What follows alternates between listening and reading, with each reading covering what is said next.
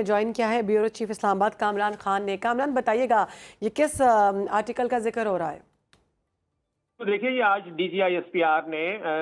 کچھ اینکر سے ملاقات کی ہے اور اس میں انہوں نے گفتگو کی اور اس میں انہوں نے صحافی سہیل وڑائچ کے کالم کا حوالہ دیا، جس میں کہ انہوں نے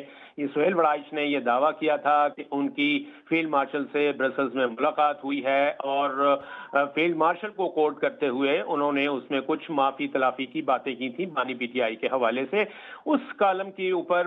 جو واضح طور پر ایک تردید جو ہے وہ D G I S P R کی جانب سے آئی، جس میں انہوں نے کہا کہ فیلڈ مارشل کی طرف سے کسی صحافی کو کوئی انٹرویو نہیں دیا گیا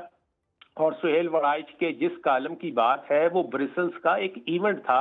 اور سہیل وڑائچ نے اپنے ذاتی مفاد کے لیے اور ذاتی شہرت کے لیے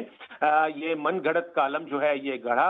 اور برسلز کے ایونٹ میں تو انہوں نے سینکڑوں لوگوں نے تصاویر اسی ایونٹ میں پھر سہیل وڑائچ نے بھی فیلڈ مارشل کے ساتھ تصویر بنوائی۔ برسلز کے ایونٹ میں پی ٹی آئی کا کوئی نہ تو ذکر ہوا تھا اور نہ ہی کوئی معافی کا ذکر ہوا۔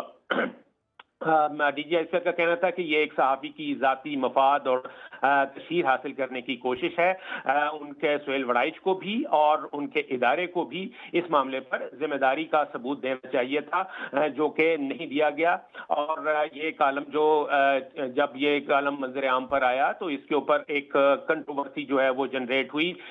جس کی وجہ سے D G I S P R نے پھر باقاعدہ طور پر آج اس کالم کی تردید کی ہے اور اس کو سہیل وڑائچ کے اس کالم کو ان کی